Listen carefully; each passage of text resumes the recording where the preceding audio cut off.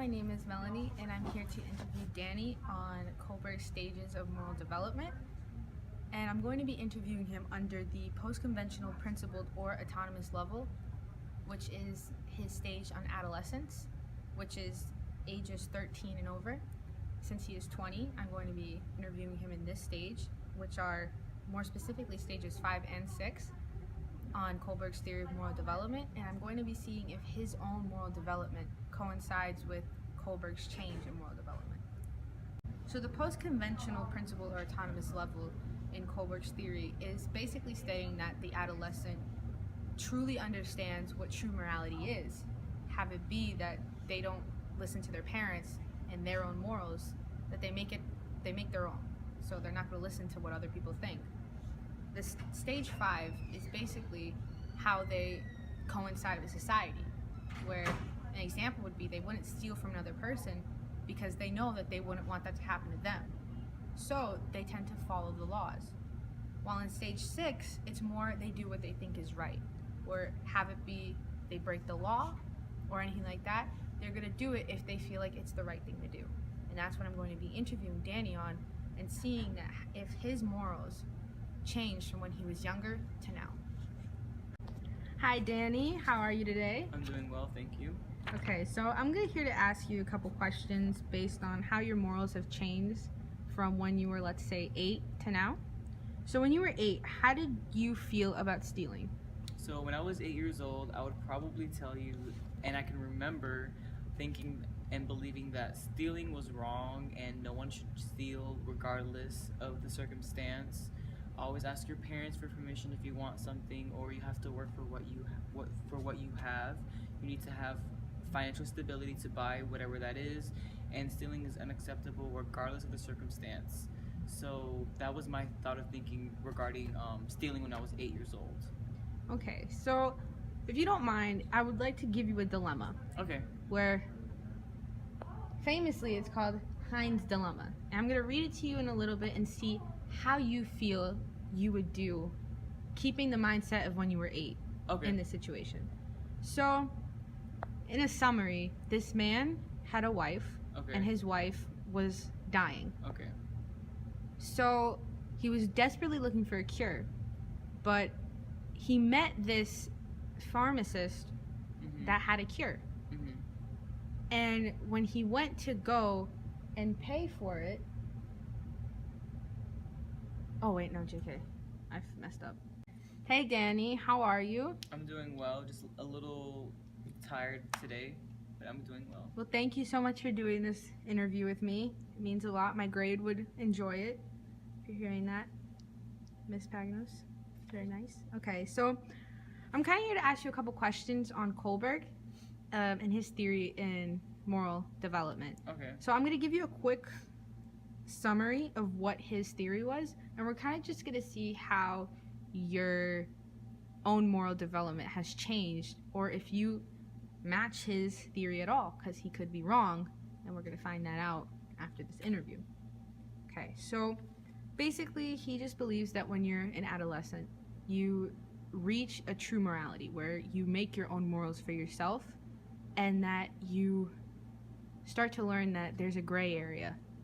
It's not just black and white. So I'm gonna ask you a quick question. So when you were 8 years old, what were your beliefs on stealing? Okay. When I was 8 years old, my beliefs on stealing were basically you're not allowed to steal. Stealing is wrong, and if you ever need anything, you ask mommy or papi, and if they have money, they'll buy it for you, or you have to work for what it is that you want. For me, at 8 years old, that would be being good in school, making sure I don't pull colors, because pulling colors is a bad thing in my school, as well as getting good grades. And so basically, my financial stability counted on my parents, and stealing was not an option for me. So that was my view regarding stealing when I was 8 years old. Okay, that's very good. I can relate to that. Yeah. I feel like, but even if I did that, I wouldn't get the thing I wanted, so no flashbacks here. But I'm gonna give you a dilemma, and I want you to stay thinking of when you were 8. Okay. Like, don't change your own opinion in that sense. Okay, so there was a man named Heinz. Mm-hmm. Okay. His wife was near death, and there was one drug Okay. that could save her. The person who made the drug basically paid $200 to make it, but was charging $2,000. So he was desperately trying to make funds, and he could only make up $1,000. So when he went to the druggist, basically giving the $1,000 and says, "Is there any way we can like make a payment or anything like that so I can pay later?" The druggist was like, "No, I need to make money, so I'm not going to give you it, the money or the drug." So after hearing that, he was desperate and decided to go and steal the drug to give to his wife. Now the question, don't answer it like what you feel now. Answer it when you were 8. Okay. What do you believe you would do in this situation, and do you agree with what Heinz did? Okay, so keeping my perspective of an 8-year-old, my old self, I would probably feel really conflicted about this, as I feel like anyone would. And as an 8-year-old, I think I would still keep my original answer of stealing is wrong. And so I'd probably just say that what he did was wrong and it was unacceptable, and he'd probably have to receive negative consequences for that. Because when you're 8 years old, your parents, at least my parents, would tell me that there are good or bad consequences for what I do. And so in the situation that you stated, the guy that stole the medicine for his wife, he'd probably have to go to jail or pay a fine or do something as a consequence for what he did, a negative consequence, because in my mind, his situation, what he did was still wrong. So that's basically my perspective as an 8-year-old on that. Very good. God knows I'm not lying. To pray, God, please change me. I don't want to be this way. Like this is bad. I'm going straight to hell. And so for all those years, I would have self-doubt. I would put myself down. I had no confidence. I hated who I was because people told me that I should hate myself because this isn't what God wants me to be. And so I became very confused. I didn't know what the heck I was supposed to do with my life. And so I didn't know what to believe regarding being homosexual.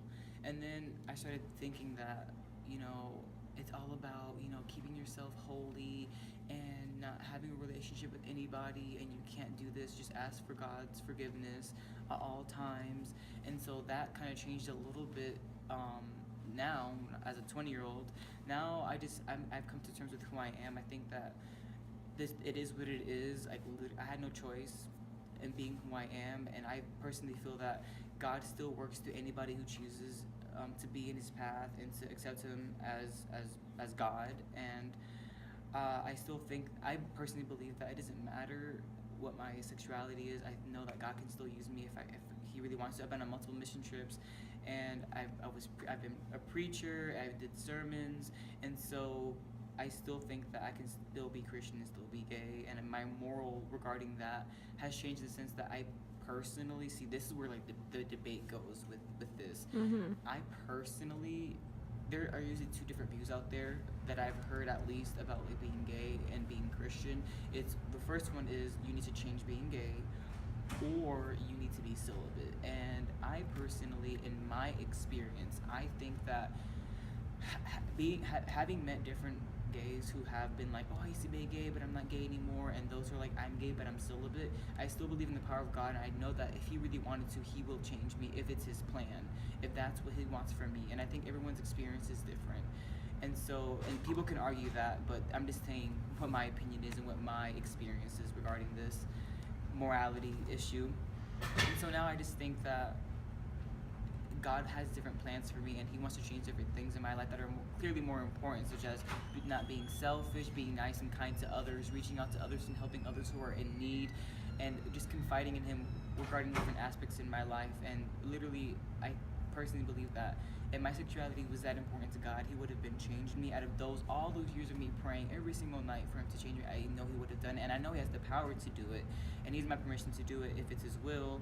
But obviously, it hasn't happened, so I'm going to be myself. I'm going to accept who I am, and I personally believe that I think everyone deserves love, whatever that looks like. And I mean, I don't go out to pursue anybody, but if I find the right person, the right guy, then I will go after him if it's the right thing, if we have the right chemistry and all that relationship stuff.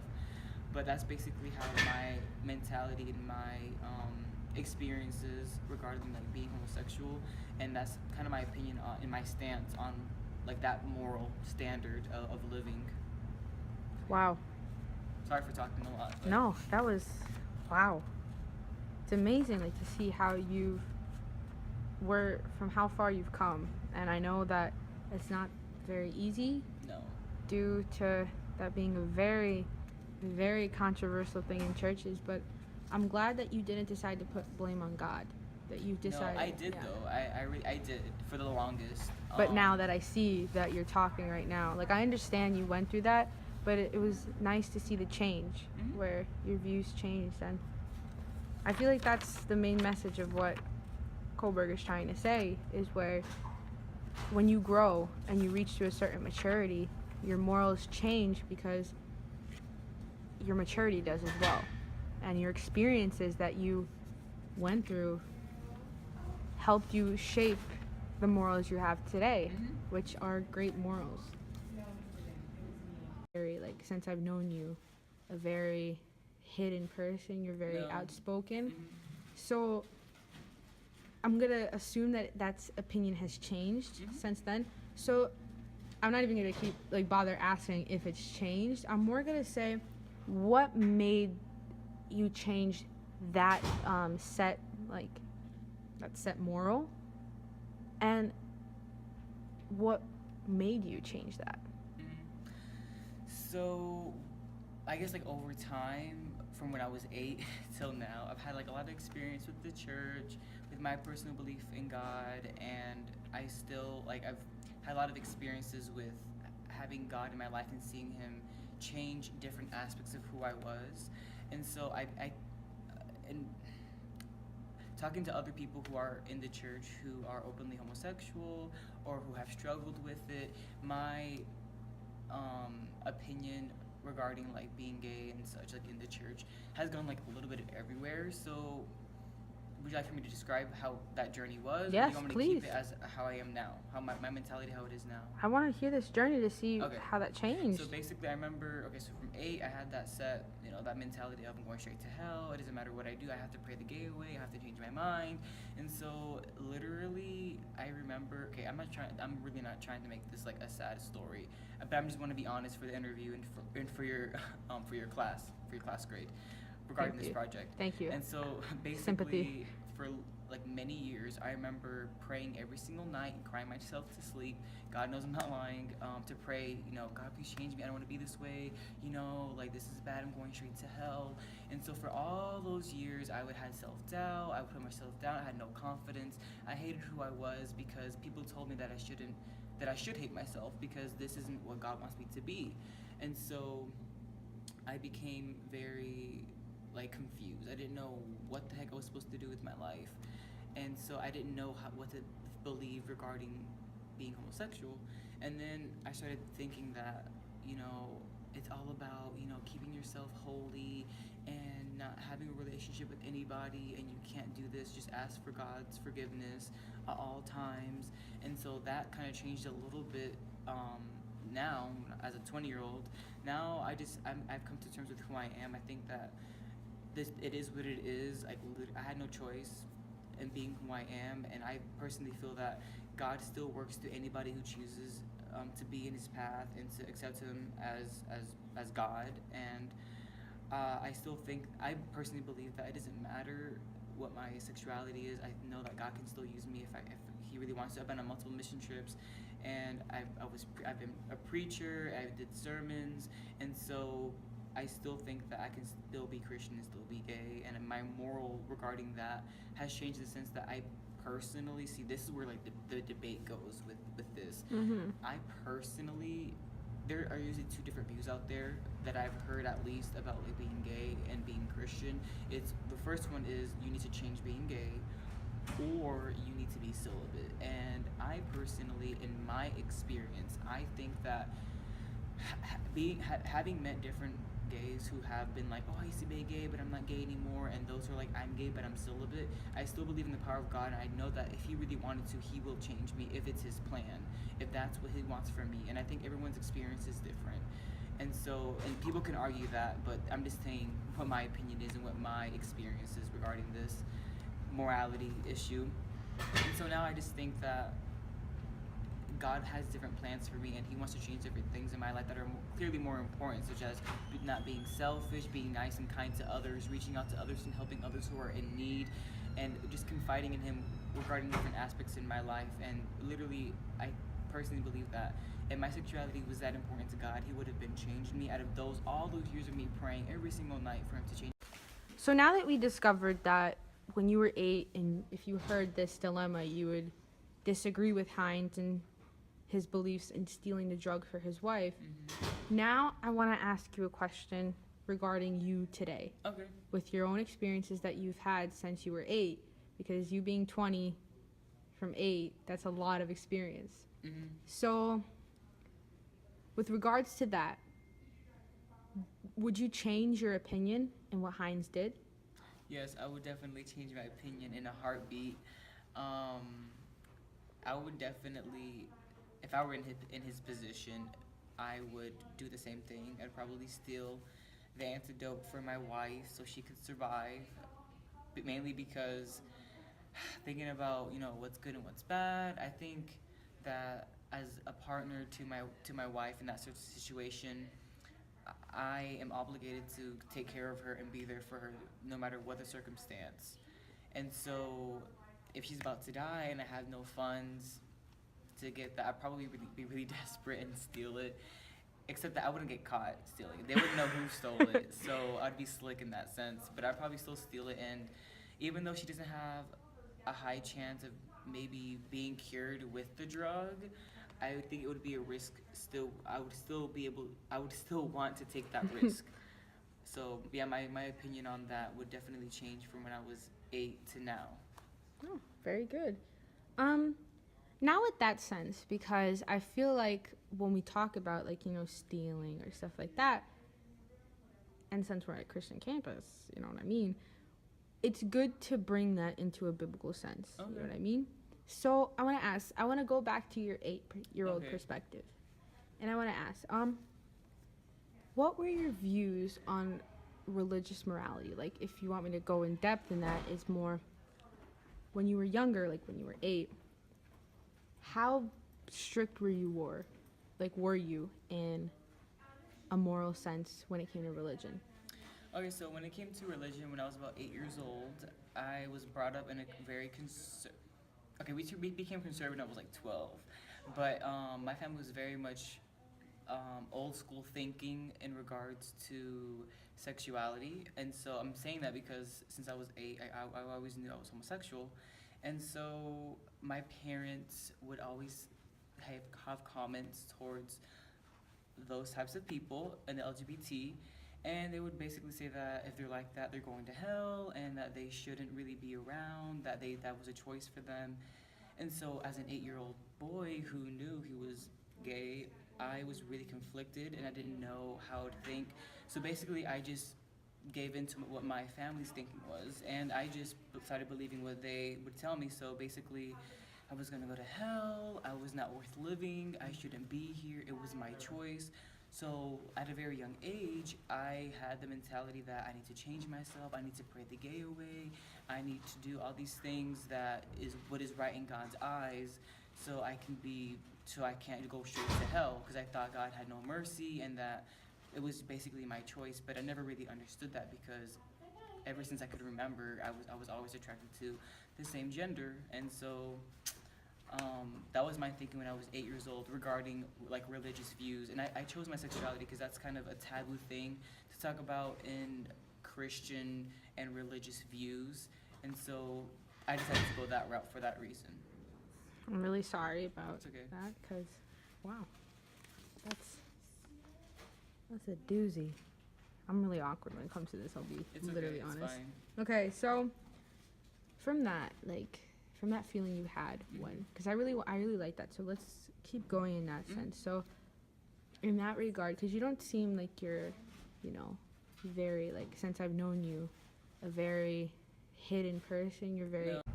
So, as you can see from my interview with Danny, there was a big change in his morals where he went from believing that stealing is wrong no matter what, and that if he was homosexual he would go straight to hell, to that stealing, if in the right cause, can be overlooked and considered as a desperate act to save the person you love, and that God works in mysterious ways, and that he's open to whatever he feels that God is going to do, and that he's not going to hell based on something that he didn't get to choose for himself. And based on that, you can see how Kohlberg's stages in morality are shown, where when you're younger, you tend to be more strict, and you tend to believe that there's no exception, that bad is bad and good is good. But when you grow, you start to experience things that aren't as simple, and things that require more in-depth thinking, which comes from growing up and having experiences. So based on this, the stage of adolescence is full of change, and that your morals are always going to become a lot grayer, and that they will always change due to the experience that you have experienced in your life and the things that have been handed to you